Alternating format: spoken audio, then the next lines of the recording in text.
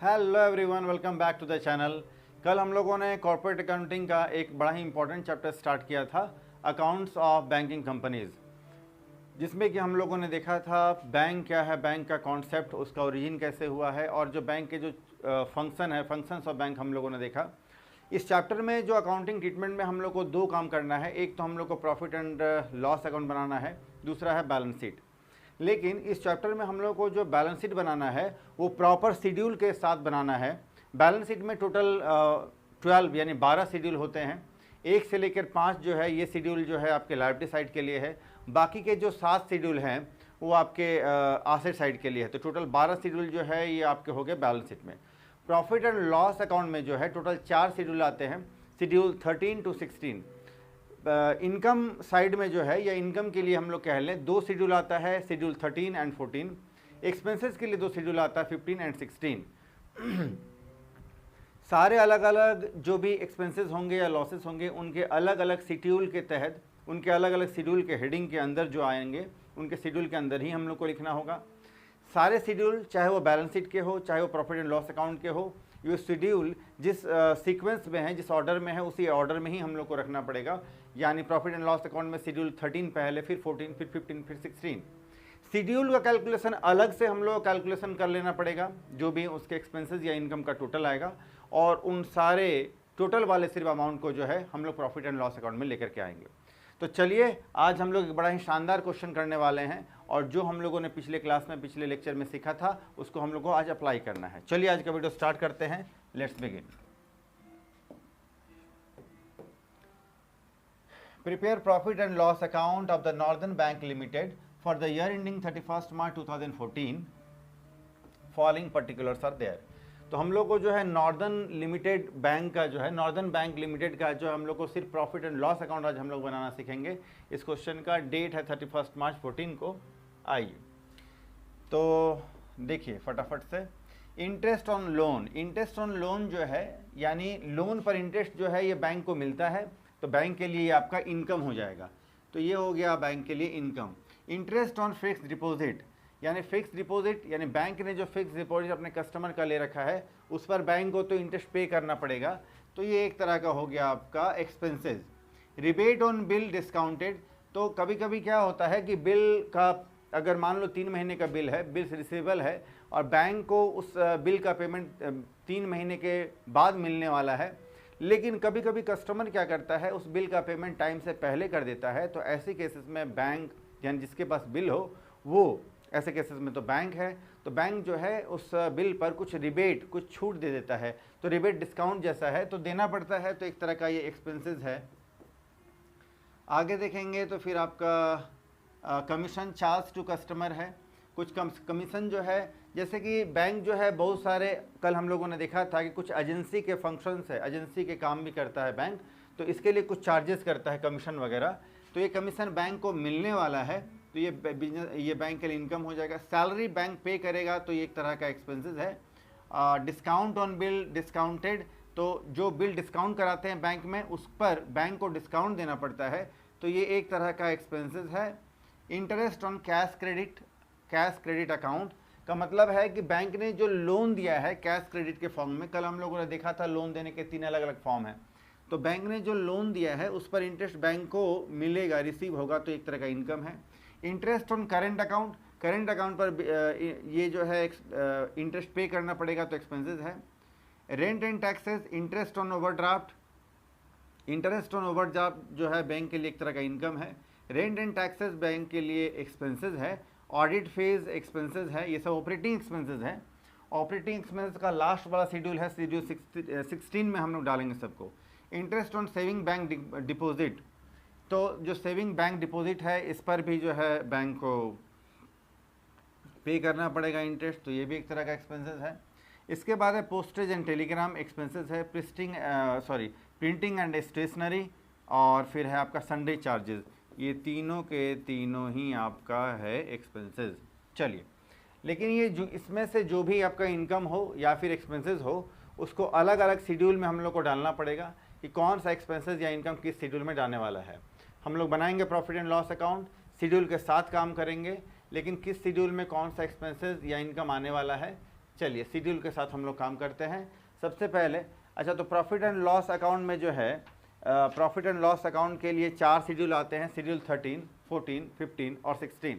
इन schedule का अपना अपना नाम है। जैसे कि शेड्यूल 13 में हम लोग देख रहे हैं इंटरेस्ट अर्न्ड, यानी बैंक को अपने द्वारा दिए गए लोन पर, यानी बैंक ने जो भी लोन दिया है कस्टमर को, उस लोन पर बैंक को जो इंटरेस्ट रिसीव होने वाला है वो सारे तरह के जो इंटरेस्ट है, चाहे वो एफडी पर हो, चाहे वो सेविंग बैंक पर हो, चाहे वो करेंट अकाउंट पर हो, ये सारे इंटरेस्ट बैंक के इनकम है। तो पहले हम लोग इनकम का कैलकुलेशन कर लेते हैं। आइए, शेड्यूल 13 में इंटरेस्ट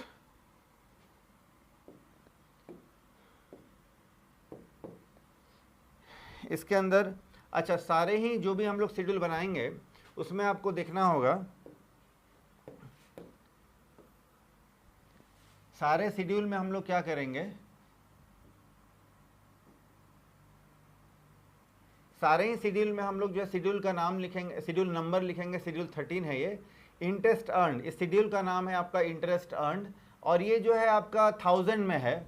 जैसे अगर मान लो कोई अगर 10,000 है तो हम लोग क्या करेंगे, उसमें 3 जीरो जो है उसको ओमिट कर देंगे, उसको हटा करके हम लोग बात करेंगे। 10,000 है तो हम लोग 10 लिखेंगे, 54,000 है तो 54 हम लोग लिखेंगे। इस तरह से सारे शेड्यूल में हम लोग ये काम करेंगे। ईयर इंडेड सब में लिखना होगा, 31 मार्च 14 को बन रहा है सब में लिखना होगा, करंट ईयर सब में लिखना होगा, अमाउंट कॉलम में, पर्टिकुलर्स यहाँ लिखना होगा। ये सारे शेड्यूल के लिए कॉमन है। चलो अब बात होता है, इसके अंदर हम लोग लिखेंगे interest discount on advances. Interest, किसी तरह का अगर इंटरेस्ट है या फिर discount on bills, discount on advances,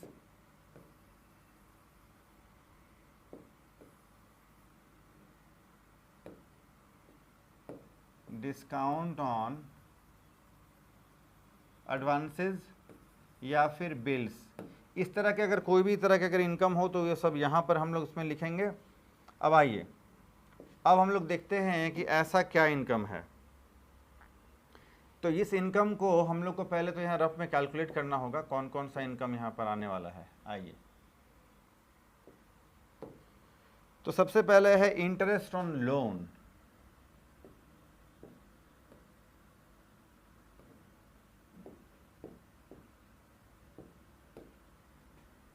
ये आपका है वर्किंग नोट।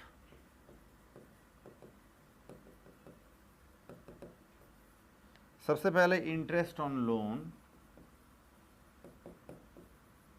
लोन पर इंटरेस्ट हो गया हम लोग को मिला है 2,59,000 का।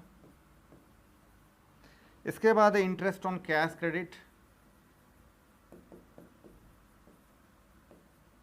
कैश क्रेडिट,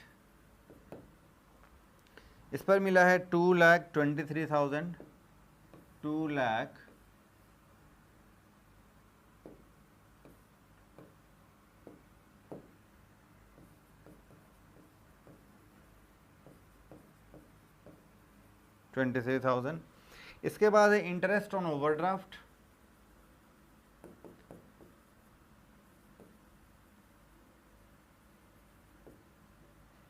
यानी इंटरेस्ट वाले जितने भी इनकम बैंक को रिसीव हो रहे हैं, सारे इंटरेस्ट को, चाहे वो ओवरड्राफ्ट पर हो, चाहे वो कैश क्रेडिट पर, किसी भी तरह का इंटरेस्ट मिल रहा होगा, सबको हम लोग यहाँ ऐड करेंगे। डिस्काउंट, बिल डिस्काउंट कराने पर जो बैंक को जो डिस्काउंट रिसीव हुआ है वो 1,95,000 का है। टोटल करेंगे, ये अमाउंट हो जाएगा आपका 731, 7,31,000 टोटल हो गया। अब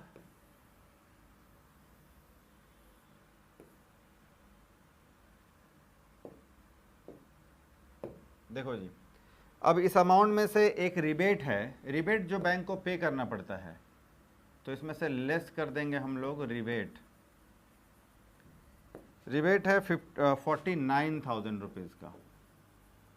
लेस करने के बाद आपका फाइनल अमाउंट आएगा 6,82,000, जिसको कि हम लोग 682 लिखेंगे, है ना। आइए, तो ये आपका हो गया 682 आपका हो जाएगा टोटल। ये आपका 682,000 है, यानी 6,82,000 आपका हो गया। चलो जी, अब हम लोग आते हैं सेकंड शेड्यूल में, शेड्यूल 14, इसका नाम है अदर इनकम। तो बैंक को दो तरह का इनकम होता है। एक तो इनकम होता है बैंक को जो इंटरेस्ट रिसीव होता है उसके द्वारा दिए गए लोन पर, चाहे वो कैश क्रेडिट वाला लोन हो या फिर चाहे वो बैंक ओवरड्राफ्ट वाला लोन हो। दूसरे होते तो उन सबको हम लोग शेड्यूल 13 में रखेंगे, और शेड्यूल 14 में हम लोग रखेंगे अदर इनकम। यानी इंटरेस्ट के अलावा किसी भी तरह का इनकम अगर बैंक को हो रहा है तो वो हम लोग शेड्यूल 14 में रखेंगे, यहाँ रखेंगे। आइए, हेडिंग आप देख रहे हैं, ये है अदर इनकम।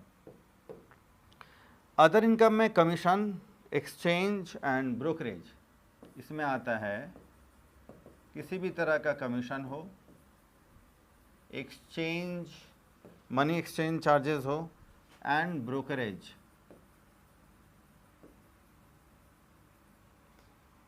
तो यहाँ पर आपको 8.2 दिख रहा है, यानी आपको 8,200 रुपये का है, तो इसको हम लोग 8.2 लिखेंगे। इतना ही है, आप देख सकते हैं। आइए, ये देखिए, है ना, commission charge to the customer, देखिए ये आपका 8,200 है चौथे नंबर पर। तो ये वाला अमाउंट जो है अभी हम लोगों ने लिखा है 8.2, यानी 8,200 हो गया ये। चलो, इसके बाद अब आपका शेड्यूल, इसके बाद शेड्यूल 15 आ जाएगा। शेड्यूल 15 जो है और 16, इस दोनों में हम लोग एक्सपेंसेस को लिखते हैं। शेड्यूल 15 में हम लोग लिखेंगे जो इंटरेस्ट बैंक पे कर रही है अपने ऊपर वाले बैंक को, यानी आरबीआई को, किसी सेंट्रल बैंक को, या किसी दूसरे कमर्शियल बैंक से अगर बैंक ने लोन ले लिया है तो इस बैंक ने दूसरे बैंक से जिससे लोन लिया है उसको इंटरेस्ट पे करना पड़ेगा। तो ये बिजनेस के लिए एक तरह से बैंकिंग बिजनेस के लिए एक्सपेंसेस है, तो वो इंटरेस्ट वाला अमाउंट यहाँ आएगा। जो अदर एक्सपेंसेस होंगे वो शेड्यूल हम लोग 16 में लिखेंगे। आइए, ऑपरेटिंग एक्सपेंसेस वगैरह, तो शेड्यूल 15 में हम लोग जो इंटरेस्ट पे किया जा रहा है वो लिखेंगे। तो interest on deposits,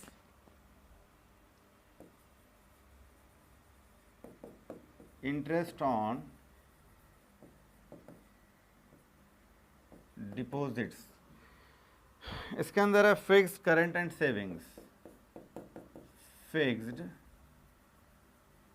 current and savings. Fixed के अंदर है आपका 2,75,000, जिसको हम लोग लिखेंगे 275।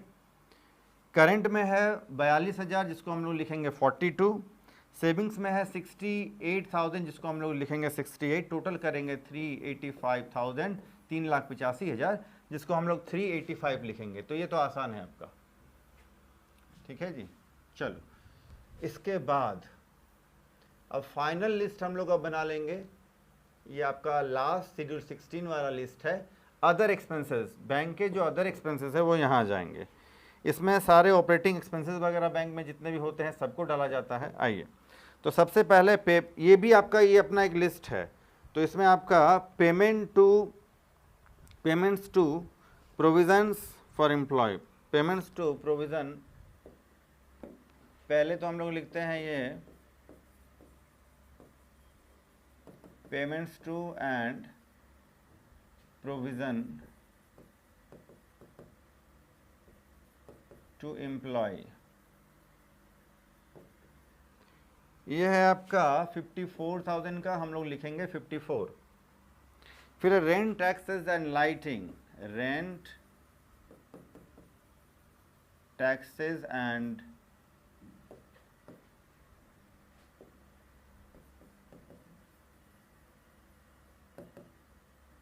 लाइटिंग।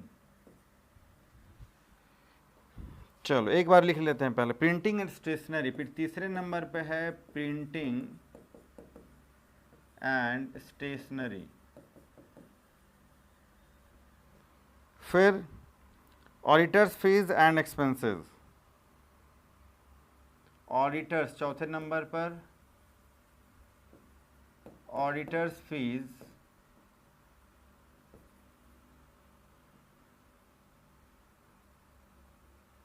एंड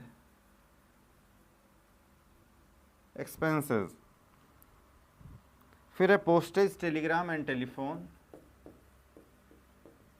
पोस्टेज,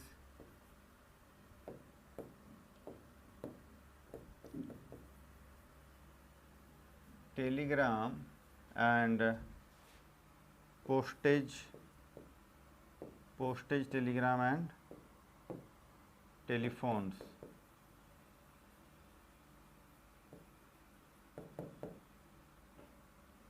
इसके बाद लास्ट में है अदर एक्सपेंसेस, छठे नंबर पर। इसमें से जो जो ये इसका सीक्वेंस, इन सारे खर्चों का सीक्वेंस भी यही होगा।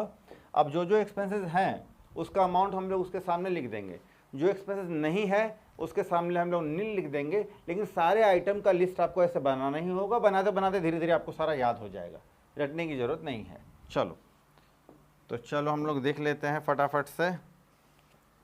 तो इनका अमाउंट है, रेंट, रेट्स एंड टैक्सेस का अमाउंट है 18,000, इसको हम लोग 18 लिख लेंगे।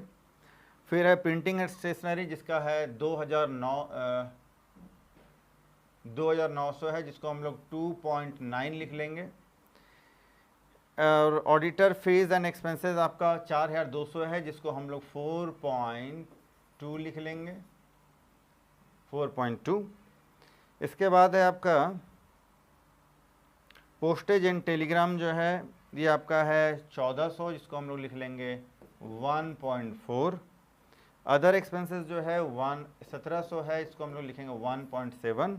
टोटल करेंगे तो ये आपका 82.2, ये फाइनल हो गया आपका टोटल। चलो जी, अब ये सारा करने के बाद अब हम लोग को बनाना होगा प्रॉफिट एंड लॉस अकाउंट। चलो ये सब बाद में आपको बनाना है, पहले तो सामने आपका फ्रंट में प्रॉफिट एंड लॉस अकाउंट को ही रखना है। लेकिन जब तक वो सारा कैलकुलेशन आप नहीं करेंगे तो प्रॉफिट एंड लॉस अकाउंट बनाने के लिए आपको सारे आइटम्स का अमाउंट टोटल आपको मिलेगा नहीं। चलो तो अब हम लोग बनाएंगे प्रॉफिट एंड लॉस अकाउंट फटाफट से। देखो जी, तो सबसे इसका अपना अपना शेड्यूल होता है, चारों शेड्यूल को हम लोग लिखेंगे। पहले तो इनकम, फिर होगा आपका एक्सपेंडिचर। चलो सबसे पहले तो पहला शेड्यूल हो जाएगा आपका, जिसके अंदर हम लोग लिखेंगे इनकम। इनकम के अंदर आ जाएगा आपका इंटरेस्ट अर्न्ड, और इंटरेस्ट अर्न जो है इनकम का शेड्यूल है आपका 13, तो ये शेड्यूल नंबर आपको लिखना पड़ेगा। इंटरेस्ट अर्न हो जाएगा आपका 682, जो उधर हम लोगों ने कैलकुलेट किया है। ठीक है, चलो इसके बाद है अदर इनकम, ये आएगा साथ में ही इनकम के साथ, अदर इनकम शेड्यूल 14 और 8.2 टोटल कर लेंगे तो ये आपका हो जाएगा 690.2, यानी 6,90,200 ये हो गया आपका। इसके बाद आ जाएगा आपका, इतना करने के बाद चलो ये हो गया हमारा टोटल इनकम। ठीक है, ये हमारा हो गया टोटल इनकम। चलो इसके बाद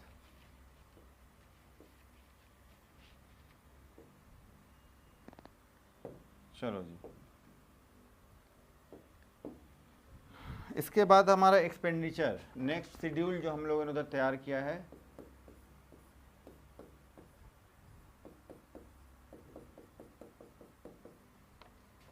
एक्सपेंडिचर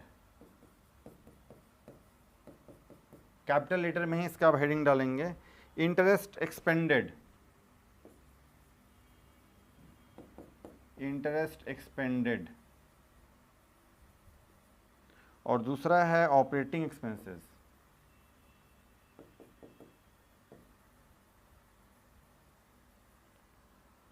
फिर प्रोविजंस एंड कंटिंजेंसीज अगर कोई हो तो। चलो जी, तो इंटरेस्ट एक्सपेंडेड जो है ये आपका हो जाएगा शेड्यूल 15, ऑपरेटिंग एक्सपेंसेस का शेड्यूल 16, और ये नील हो जाएगा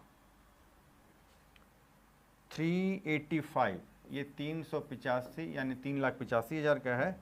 ये आपका 82.2, टोटल करेंगे 467.20। ये होंगे टोटल एक्सपेंसेस। अब हम लोग टोटल इनकम में से टोटल एक्सपेंस माइनस करेंगे तो हमारा आ जाएगा इनकम, जिसको कि हम लोग थर्ड हेडिंग में लिखते हैं।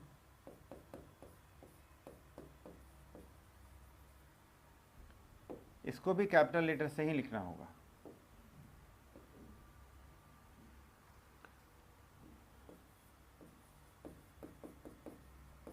प्रॉफिट एंड लॉस, जो भी आना हो यहाँ आएगा।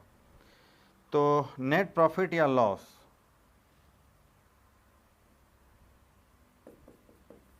नेट प्रॉफिट या फिर लॉस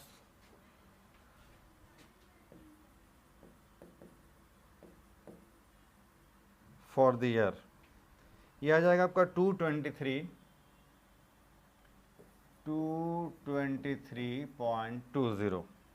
सॉरी 20 तो नहीं है, 00। ये कैसे आया है?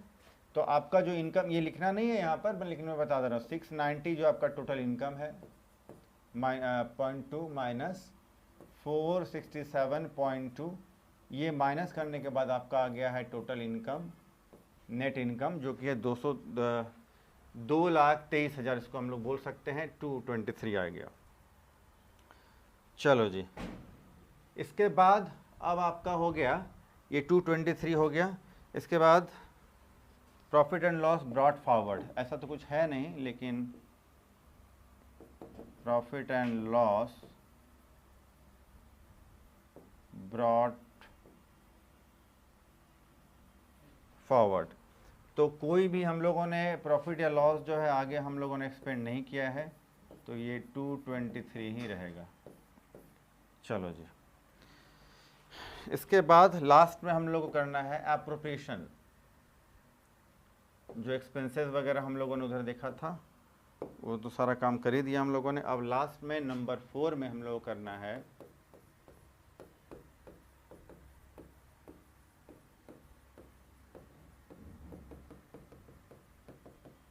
एप्रोप्रिएशंस। एप्रोप्रिएशंस में क्या करना है कि जो भी प्रॉफिट, हर क्वेश्चन के लिए आप लोग याद रखें कि जो भी प्रॉफिट हमारा आता है सारा कुछ कैलकुलेशन के बाद, इस प्रॉफिट का 25% हम लोग को स्टैट्यूटरी रिजर्व, यानी एक वैधानिक एक ऐसा कोष होता है जिसमें हम लोग को इस अमाउंट का, इस प्रॉफिट का 25% हम लोग को उसमें ट्रांसफ़र करना होता है ना। आइए, तो transfer to statutory reserve,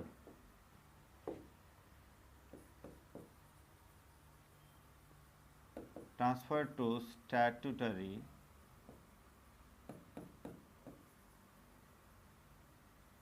reserve, इसमें कि हम लोग को रफ में देख लेते हैं 223 का 25%, जो कि आपका होगा 55.75, ठीक है। तो ये हो जाएगा 55.75, ये स्टैट्यूटरी रिजर्व में हम लोग ट्रांसफ़र कर देंगे। उसके बाद अब जो 2-3 रिजर्व हैं जिसमें कि ट्रांसफ़र करना, अगर हम लोग क्वेश्चन में बोले तो हम लोग करेंगे, नहीं तो नहीं करेंगे। ट्रांसफ़र टू अदर रिजर्व, लेकिन लिखना होगा आपको सीक्वेंस में, ट्रांसफ़र टू अदर रिजर्व, और फिर ट्रांसफ़र टू गवर्नमेंट या propose dividend, transfer to government या फिर प्रोपोज्ड डिविडेंड। तो फिर ये अदर रिजर्व में ट्रांसफ़र करने लायक इस क्वेश्चन में तो कुछ बोला नहीं है, तो फिर नील, और डिविडेंड वगैरह भी कुछ भी हम लोग को नहीं करना है इस क्वेश्चन में, तो ये भी अमाउंट आपका हो जाएगा नील। चलो जी, ये दोनों नील हो गया। इसके बाद लास्ट में जो भी हमारा बचेगा, देखिए, यानी प्रॉफिट जो हमारा हुआ है 223, इसमें से हम लोग 55.75 रिजर्व में ट्रांसफ़र कर देंगे, और अब हमारा जो बैलेंस बचेगा वो हमारा हो जाएगा नेट प्रॉफिट। तो 223 का टोटल होगा, और balance carried over to balance sheet, last में हम लोग कर देंगे balance carried over to balance sheet. तो 223 में से इतना हम लोगों ने रिजर्व में ट्रांसफ़र कर दिया, जो बचेगा आपका 167.25, ये हम लोग बैलेंस शीट में ट्रांसफ़र कर देंगे। आप कह सकते हैं कि यही जो है हमारा प्रॉफिट जो हम लोग बैलेंस शीट में जो हम लोग कैपिटल में ऐड करते थे, ये वही वाला प्रॉफिट है ना। चलो, तो ये सारा काम हम लोगों ने कर लिया है, ठीक है। चलो, तो फटाफट से एक बार हम लोग समरी देख लेते हैं कि ये प्रॉफिट एंड लॉस अकाउंट में क्या है। कि सबसे पहले जो 4 अलग अलग शेड्यूल हैं, फर्स्ट शेड्यूल में बैंक को जो भी इंटरेस्ट अर्न होता है इस फर्स्ट शेड्यूल में लिखते हैं, यानी शेड्यूल 13 में हम लोग इसको रखेंगे, है ना। इंटरेस्ट अर्न का नाम है ये शेड्यूल 13 का। शेड्यूल 14 का नाम है आपका अदर इनकम। बैंक को अगर इंटरेस्ट के अलावा कोई इनकम होता है तो शेड्यूल 14 में उसको टोटल कर लेंगे। शेड्यूल 15 में बैंक जो दूसरे को जो इंटरेस्ट पे करता है, चाहे वो आपका एफडी का हो, करंट अकाउंट का हो या फिर सेविंग अकाउंट का, उस इंटरेस्ट को यहाँ टोटल कर लेंगे। इंटरेस्ट एक्सपेंडेड बोलते हैं इसको। और जो रिसीव होता है वो तो अर्न होता है, वो तो शेड्यूल 13 में ही। अदर इनकम जो भी बिजनेस के ऑपरेटिंग एक्सपेंसेस वगैरह होंगे, अदर इनकम नहीं, अदर एक्सपेंसेस, जिसको हम लोग एप्रोप्रिएशन एक्सपेंसेस भी कह सकते हैं। तो ये अदर एक्सपेंसेस का शेड्यूल जो है शेड्यूल 16 है, लास्ट ये आपका शेड्यूल है। इसमें सारा जो है लिस्ट ऐसे ही बनता है, सीक्वेंस में ही इसको हम लोग को रखना होगा। सबका टोटल अलग अलग करने के बाद अब हम लोग फाइनली बनाते हैं प्रॉफिट एंड लॉस अकाउंट, जिसमें कि ये 4 अलग अलग शेड्यूल में पहला शेड्यूल जो आपने पहले तो इनकम जो कि 2 शेड्यूल इंटरेस्ट अर्न्ड और अदर इनकम में 13-14 शेड्यूल में जो आपने उधर टोटल लगाया था उसको लाएंगे, टोटल कर देंगे। यानी इस बैंक को टोटल इनकम इस साल हुआ है 690.2, इसको कह सकते हैं 6,90,200। और जो एक्सपेंडिचर में जो 2 एक्सपेंडिचर है, एक तो है इंटरेस्ट एक्सपेंडेड, यानी बैंक जो इंटरेस्ट पे कर रहा है दूसरे बैंक को, चाहे वो एफडी में हो, चाहे सेविंग बैंक में हो या करंट अकाउंट में हो, ये शेड्यूल 15 का है। शेड्यूल 16 में बैंक के जो अदर एक्सपेंसेस है, शेड्यूल लास्ट में हम लोगों ने देखा वो 82.20 है, यानी 82,200 रुपया। तो टोटल खर्चे हो गए 467.20, टोटल इनकम हो गए इतने। टोटल इनकम में से खर्चे को माइनस कर देंगे तो 223 आ जाएगा। इसको हम लोग कह सकते हैं, ये 30,000 है, उसको हम लोग ओमिट हटा कर बात कर रहे हैं, 2,23,000 ये हो गया। ये हो गया प्रॉफिट हमारा, पॉजिटिव में आया है तो प्रॉफिट हो गया। इस प्रॉफिट में से हम लोग को हर क्वेश्चन में क्या करना होगा कि 25% अमाउंट जो है हम लोग कह सकते हैं 25% ऑफ प्रॉफिट का 25% जो है ये आपको ट्रांसफ़र करना पड़ता है, बैंकिंग रूल है ना, स्टैट्यूटरी रिजर्व में। तो स्टैट्यूटरी रिजर्व में 25% ट्रांसफ़र करेंगे ये प्रॉफिट का ही, तो 223 का 25%, तो 55.75 हम लोगों ने ट्रांसफ़र कर दिया रिजर्व में। अब जो अदर रिजर्व में अगर कुछ ट्रांसफ़र करना हो, प्रोपोज डिविडेंड में कुछ डिस्ट्रीब्यूट करना हो या गवर्नमेंट को कुछ देना हो, तो वो भी हम लोग यहाँ लिखेंगे। वो सारा कुछ पहले उनको दे देंगे। वो सब करने के बाद, तो इस क्वेश्चन में नहीं है तो हम लोगों ने नील लिख लिया है दोनों में।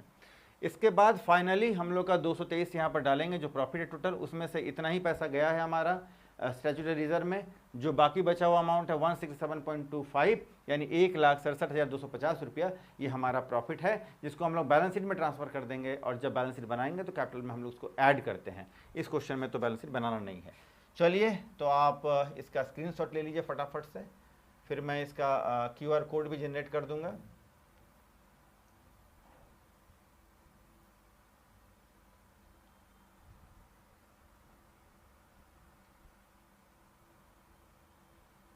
चलो जी, फटाफट से स्क्रीनशॉट ले लो आप इसका।